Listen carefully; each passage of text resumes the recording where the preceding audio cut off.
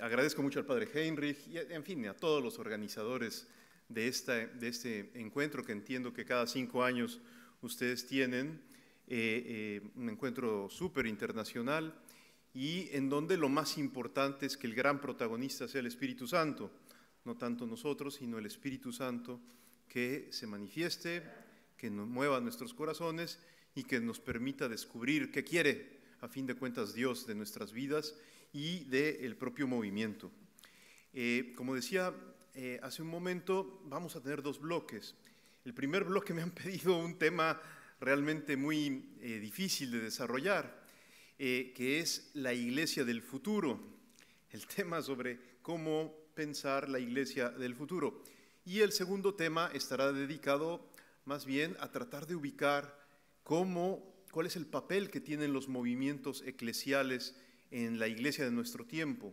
Es decir, tratar de descubrir cómo el Papa Francisco está interpretando y mirando la irrupción de numerosos carismas, nuevas realidades eclesiales que de repente provocan e irrumpen en la escena de la iglesia. Entonces vamos a tratar de platicar sobre estos 2 temas. El tema de la iglesia del futuro puede ser un tema donde fácilmente la imaginación nos puede llevar a caminos no muy agradables. Muchas personas, cuando piensan la iglesia del futuro, tratan de descubrir como parámetro para definir cómo debe de ser la iglesia, por ejemplo, el pasado. Y así es como de repente, todos los conocemos, encontramos de repente personas y ambientes que quisieran que la iglesia, para ser más auténtica, menos mundana, más fiel a la tradición, regresara a formas del pasado. Este no es un fenómeno solo de nuestro tiempo. Varias veces en la historia de la iglesia hemos visto cómo en momentos de renovación algunos sectores quisieran mantenerse o regresar a formas del pasado.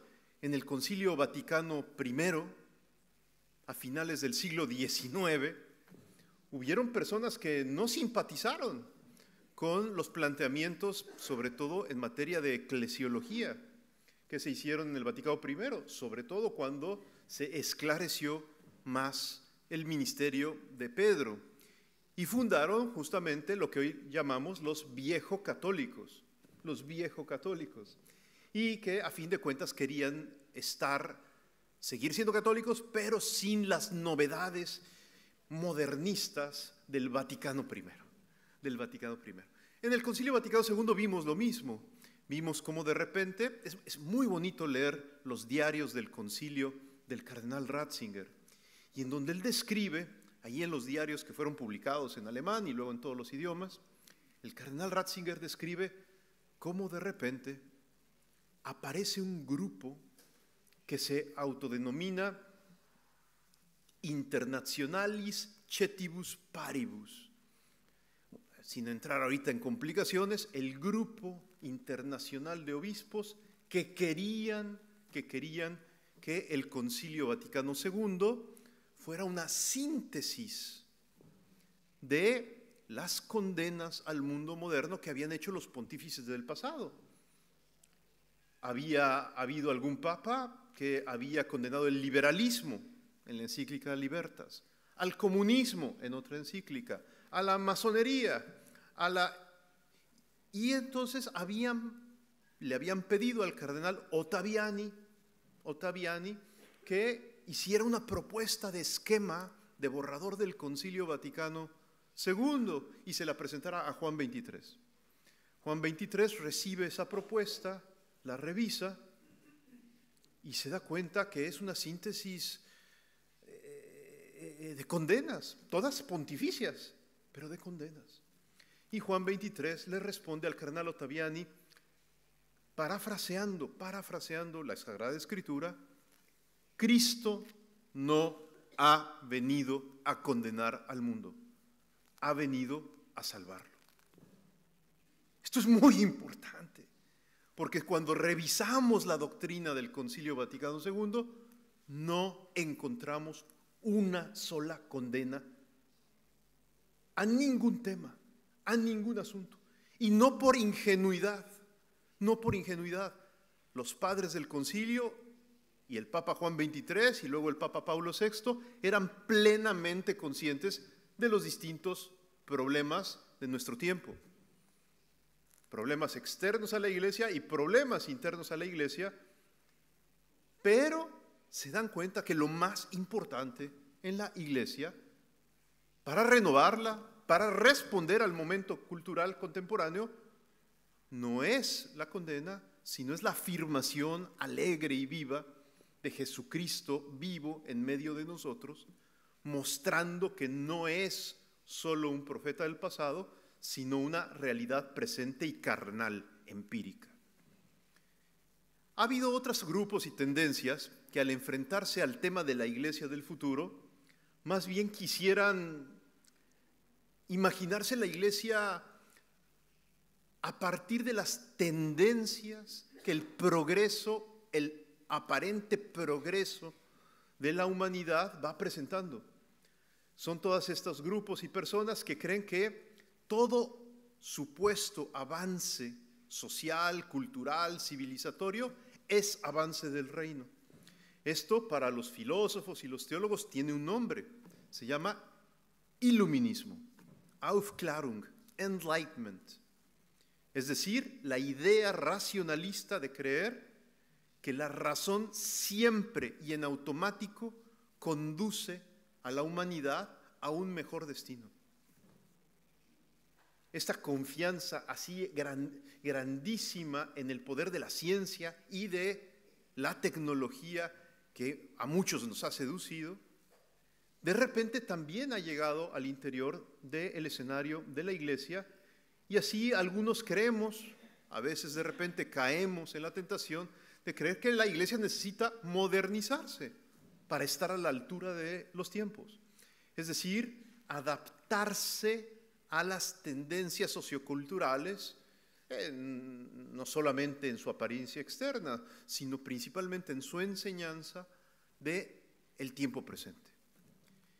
Si nos fijamos atentamente, en ambos casos, tanto en el tradicionalismo que quisiera que la Iglesia nunca cambiara y se mantuviera firme a ciertas formas, tal vez medievales, o en el otro lado, los sectores de la Iglesia que se imaginan que la Iglesia del futuro se debe de rediseñar a partir de las ideas geniales de los filósofos y pensadores más vanguardistas de nuestro tiempo, en ambas posiciones hay una misma tentación y problema, que es la de reducir la especificidad del cristianismo a nuestras propias ideas, a nuestros propios valores, a lo que nosotros logramos controlar y administrar con nuestra cabecita.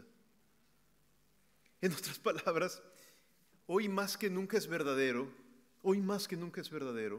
una cosa que solía decir Romano Guardini con mucha frecuencia y que luego Henri de Lubac, Balthasar, Ratzinger y hoy el Papa Francisco nos recuerdan también con mucha fuerza.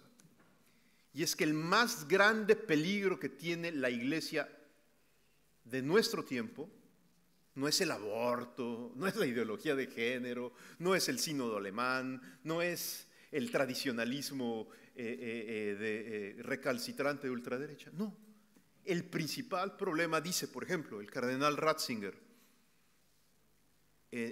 pocas semanas antes de ser elegido papa, en la presentación de un libro sobre San Agustín, dice: el principal problema que tiene la Iglesia en nuestro tiempo es el problema del moralismo. Moralismo significa, en el pensamiento de Ratzinger, la reducción ética del querigma. El querigma no es un conjunto de valores. El querigma no es la ley natural, y su servidor es profesor de ley natural. El primer anuncio alegre y gozoso de que Jesús ha resucitado no se puede reducir a la moral cristiana, por correcta que sea. No se puede reducir a nuestras propias ideas de pasado o de futuro, por interesantes y entretenidas que sean a nivel intelectual. ¿Por qué? Porque el querigma no es una idea, es una persona viva que se hace encuentro, a partir de la cual la vida adquiere una nueva orientación. Si ustedes recuerdan el primer parágrafo de la encíclica Deus Caritas Est de Benedicto XVI, dice así: no se comienza a ser cristiano por una decisión ética, ni por una gran idea, sino por el encuentro con un Ereignis, en alemán, Ereignis, happening, el encuentro con un acontecimiento, a partir del cual la vida adquiere una nueva orientación, una orientación decisiva. Fin de la cita de Benedicto XVI. ¿Por qué Benedicto insiste en esto? Porque se da cuenta que hay una tendencia muy fuerte en la iglesia de nuestro tiempo, si me permiten usar este lenguaje imperfecto, una tendencia por la derecha y por la izquierda de reducir todo a compromiso de valores, a proyecto activo, a deseo de transformación. Esta no es la iglesia de Jesucristo. Esta es otra iglesia que se ha venido presentando a través de los siglos en varias ocasiones. Una de las primeras ocasiones en las que se presentó este proyecto de iglesia fue en el siglo IV. En el siglo IV. Había un señor en el siglo IV que era un gran orador, un gran profeta, un gran maestro, tenía miles de seguidores. No mataba, no robaba, no se acostaba con la vecina, hablaba de Jesucristo, pero hablaba de Jesucristo ante todo como un proyecto de transformación ética. Ese hombre resultó ser el más grande enemigo de San Agustín de Hipona. Y alguien se preguntaba, ¿pero por qué es el enemigo? ¿Por qué le dedica tantas y tantos escritos y cartas San Agustín de Hipona a Pelagio, así se llamaba? Porque se da cuenta que el planteamiento pelagiano es sumamente seductor. Cuando alguien te dice, cree en ti mismo, tú puedes, si crees en ti mismo, lograrás tal cosa, tu proyecto de vida.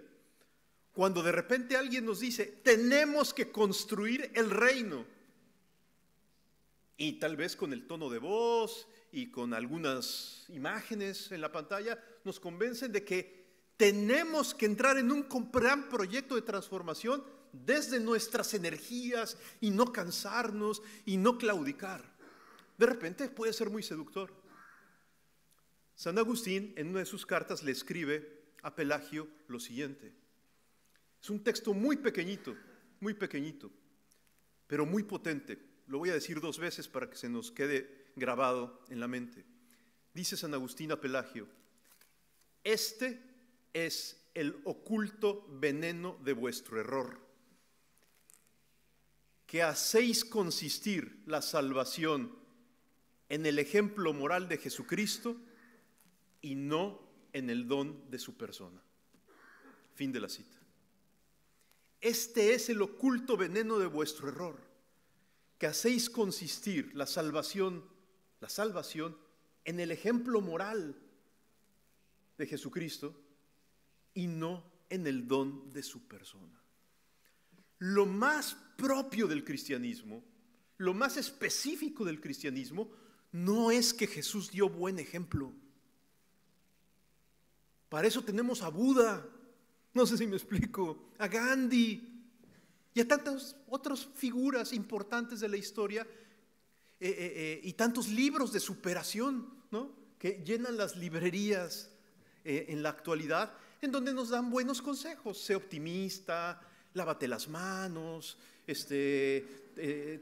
toma alimentos bajos en calorías, no fumes. Bueno, pues todos esos consejos son muy buenos. Tener una vida deslactosada es algo muy correcto. Jesucristo no ha venido a hablar de una vida deslactosada. Vino a entregar su vida por mí y por ti. Lo que salva es la misericordia de Cristo. Lo voy a plantear de otra manera. Para encontrar la clave fundamental en orden a imaginar la iglesia del futuro, no es necesario ni ser un rabioso tradicionalista ni un rabioso modernista, sino apasionadamente volver la mirada a la persona viva de Jesús. A la persona viva de Jesús. La iglesia hizo eso en el Concilio Vaticano II. Y por eso en el concilio encontramos como la hoja de ruta, el mapa fundamental, no para modernizar la iglesia, sino para ayudarnos a ti y a mí como iglesia a vivir al estilo de Jesús, al estilo de Jesús. A partir de aquí, esta conversación podría tener varias rutas. Me voy a concentrar en solo un punto. Justamente en el Concilio Vaticano II, a la hora que se toca tal vez el tema más delicado, más fino, más complejo y difícil, es cuando los padres conciliares discuten la naturaleza de la iglesia. Y concluyen escribiendo el texto que se llama Lumen Gentium. Lumen Gentium. A veces la gente, cuando oye Lumen Gentium, se imagina, pues luz de las gentes, la iglesia es luz de las gentes. ¡No! La luz de las gentes es Jesucristo. Y entonces el gran reto que tenemos al revisar el texto del concilio es ver cómo es que Jesucristo permanece en la historia a través de la carne concreta de la iglesia. Y allí está el punto.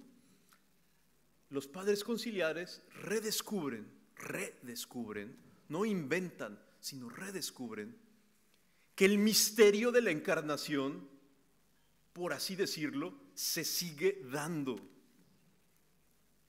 El misterio de la encarnación se dilata a través de la gracia bautismal.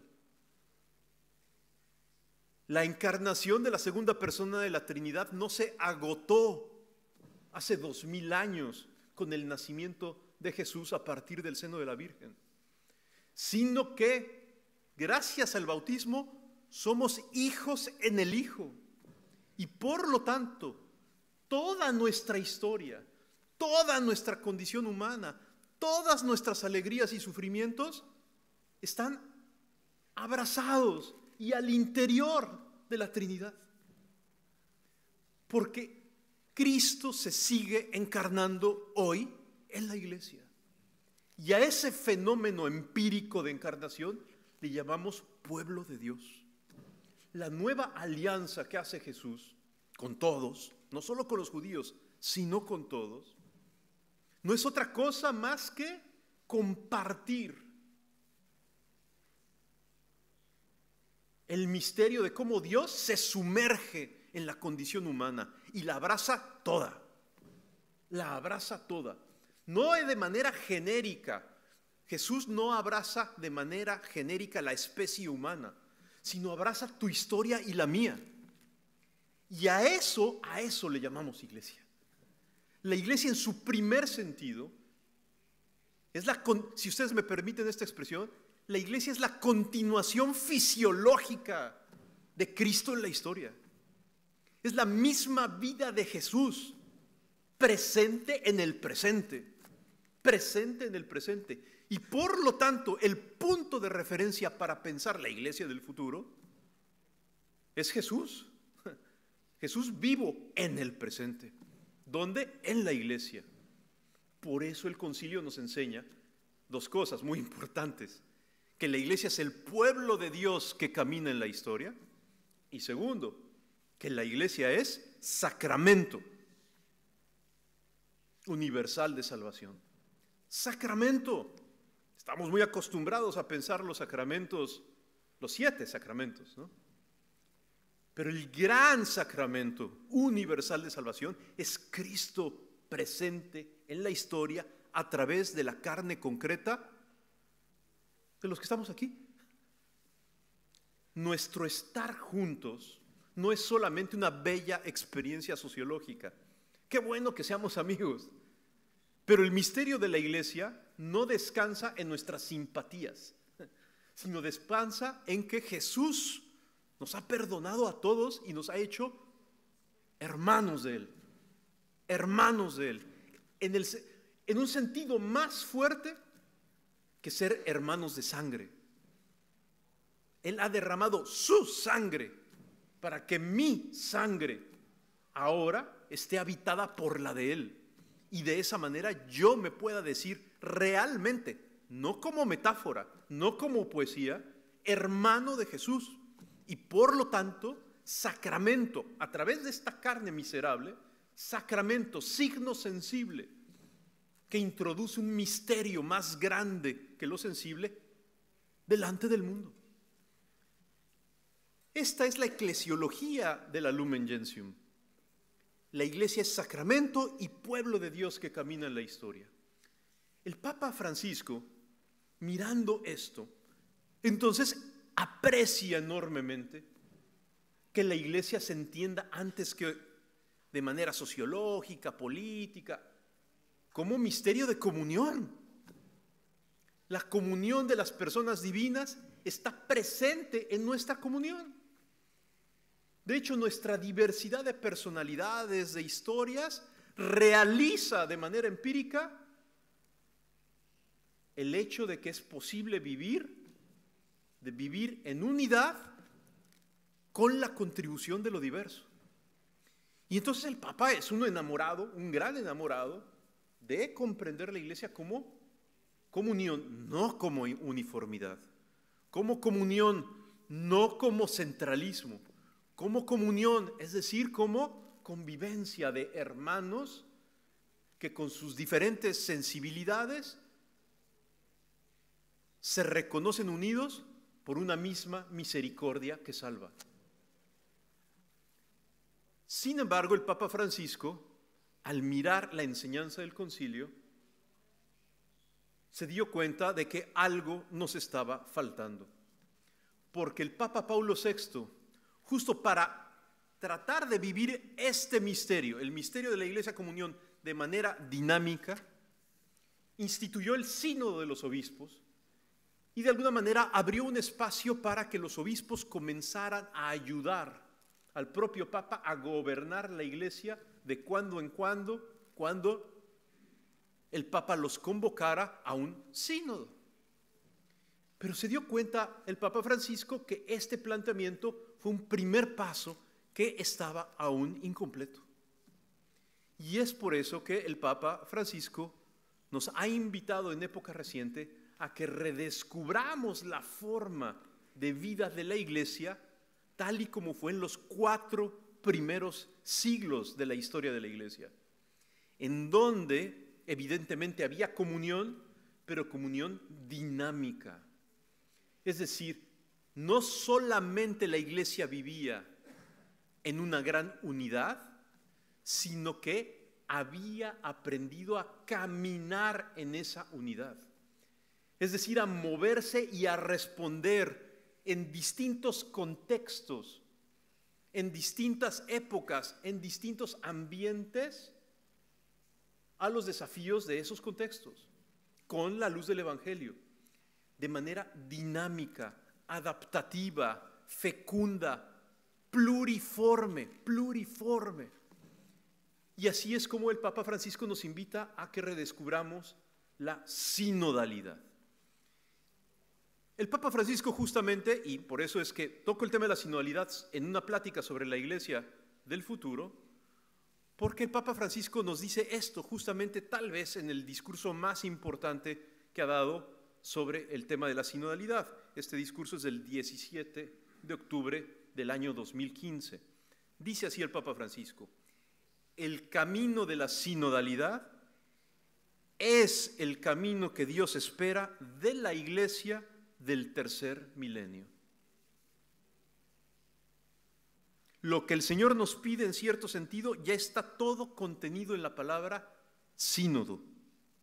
Caminar juntos. Laicos, pastores, obispo de Roma. Es un concepto fácil de expresar con palabras, pero no es tan fácil ponerlo en práctica. Fin de la cita del Papa Francisco. ¿Qué es lo primero que dice el Papa?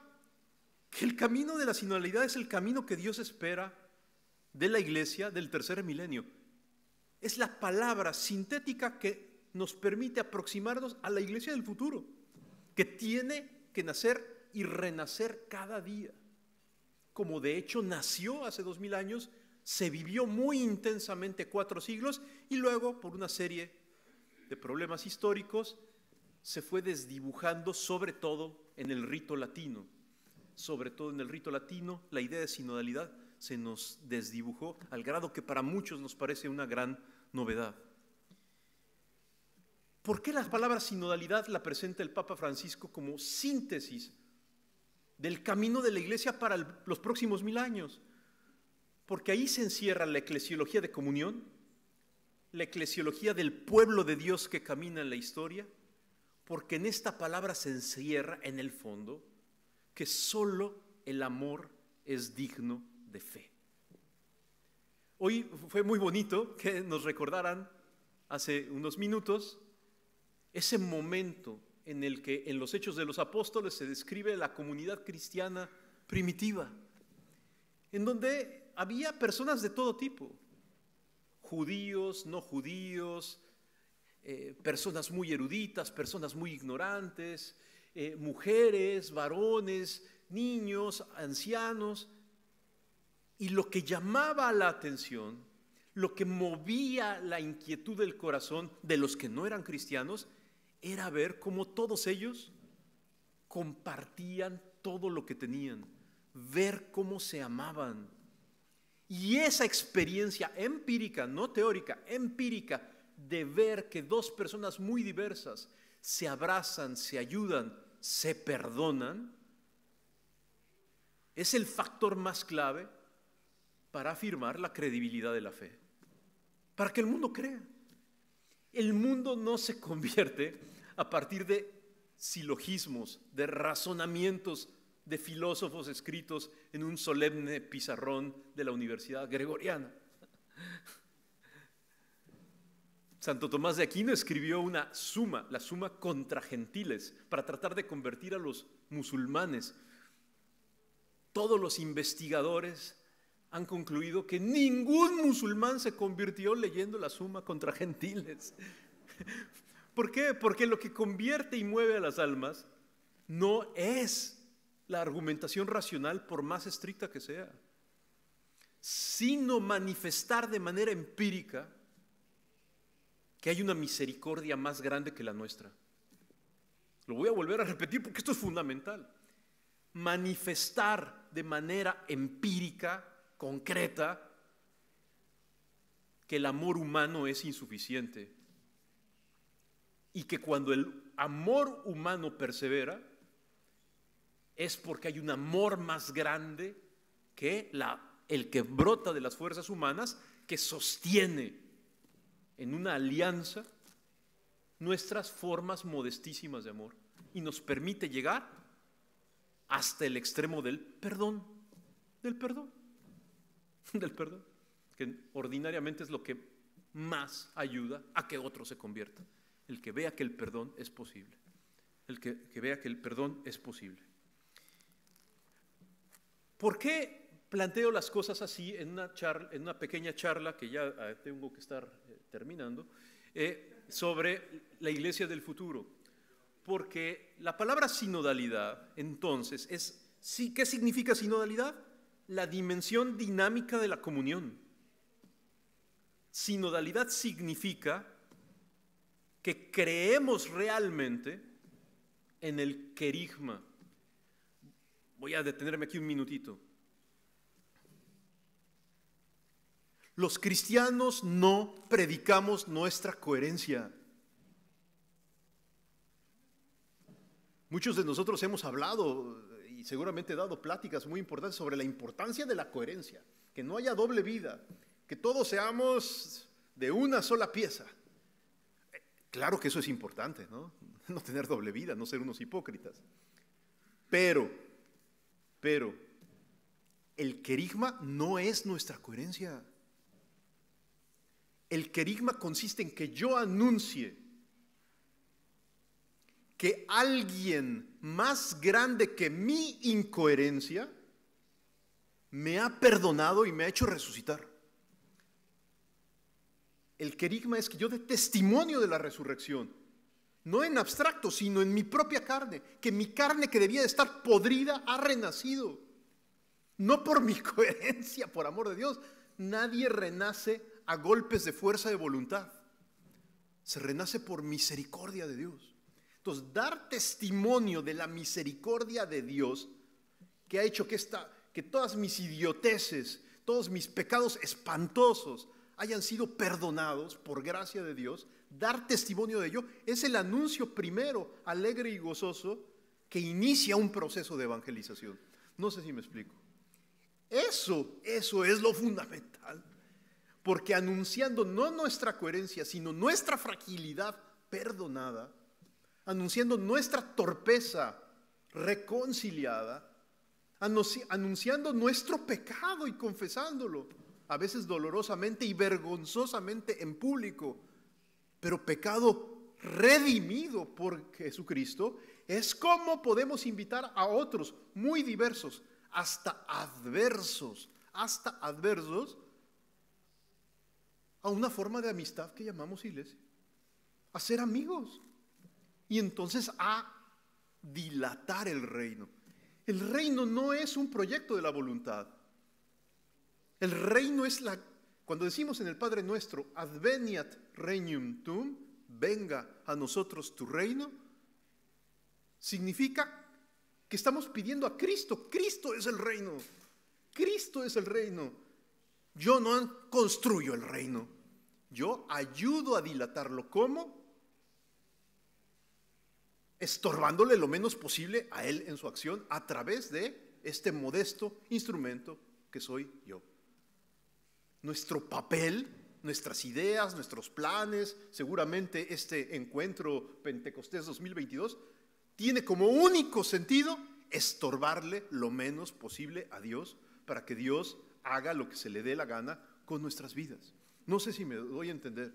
Este es el punto, para que Él haga la obra, no nosotros. Desconfiemos, en otras palabras, desconfiemos de nuestra inteligencia y de nuestras grandes ideas. Confiemos radicalmente en el proyecto de reforma y renovación que Jesús le pide a la iglesia hoy y que el Papa conduce. Eso sí es digno de confianza. Voy cerrando esta idea simplemente para decir lo siguiente. La sinodalidad implica muchas cosas. Actualmente estamos preparando un sínodo de la sinodalidad. Es decir, por primera vez la iglesia toda está siendo llamada a participar para dos cosas. Hablar con parresía, es decir, hablar con valentía y escuchar con humildad. La primera parte a todos nos encanta, porque a todos nos encanta decir nuestras grandes ideas. Y la verdad es que ahí no hay mucho reto. Ay, qué bueno que ya la iglesia nos deja hablar. Pues sí, eso es muy bonito, qué bueno que ya hay estos espacios sinodales. Seguramente la reforma sinodal de Schoenstatt, la reforma profunda y radical de manera sinodal de Schoenstatt va a traer muchos frutos y va a permitir que muchos de ustedes hablen con entera libertad. Pero eso no es lo difícil, es la parte bonita y la verdad un poco sencilla. No, lo más retador de la sinodalidad no es que yo diga mi opinión, que el superior debe ser así, que el obispo asá, que el padre Heinrich debe de cortarse la barba, por favor, ¿sí me explico? Pues cada quien tendrá sus ideas grandiosas de renovación de Schoenstatt, etc. No, lo más importante es aprender a escuchar con humildad. Es descubrir que debemos ser personas de pensamiento incompleto, nos dice el Papa Francisco. Personas de pensamiento incompleto. para ser capaces entonces de aprender y de ser corregidos. Alguien que ya tiene perfectamente claro todo, no aprende ni escucha. Solo quiere dar su palabra y viene de conferencista. ¿Sí me explico? Eso es patético, es el reino de los conferencistas. ¿Sí me explico? El gran reto en la sinodalidad es que yo me abra a descubrir que no todo lo tengo comprendido, entendido, controlado y administrado, sino que el otro más joven que yo, el otro más ignorante que yo, el otro más nuevo que yo aquí en Shasta tal vez, el otro más adverso, a lo mejor hasta ese enemigo de mi propio movimiento, que el otro tiene algo que decir y que en parte de lo que diga tengo yo que hacer el esfuerzo y pedirle a Dios su gracia para detectar la voz de Dios en el otro, hasta en el otro adverso. La sinodalidad es una invitación a la máxima inclusión y a la máxima escucha. Máxima inclusión. Perdón por insistir tanto en esto, porque sí, vamos a incluir a todos los amigos del movimiento, el que sea, ¿no? Schoenstatt o los focolares o los que quieran, ¿no? Vamos a incluir a todos los amigos y vamos a platicar y a ver cómo nos reformamos y cómo nos renovamos. No va por ahí. Hay que incluir a todos, a todos. Entonces, una reforma seguramente sinodal de Schoenstatt implica escuchar a los diocesanos incómodos, ¿no? A los obispos que no les aprecian demasiado el movimiento, escuchar a las ex monjas, a los ex sacerdotes, a los ex miembros que quién sabe en dónde están y que a lo mejor están resentidos, y es escuchar a los traidores, y es escuchar a los incoherentes, y es escuchar a los caídos, y es escuchar a todos. Porque solo dándonos permiso de esto, reproponemos la verdadera naturaleza de la iglesia, que es ser abrazo irrestricto para todos.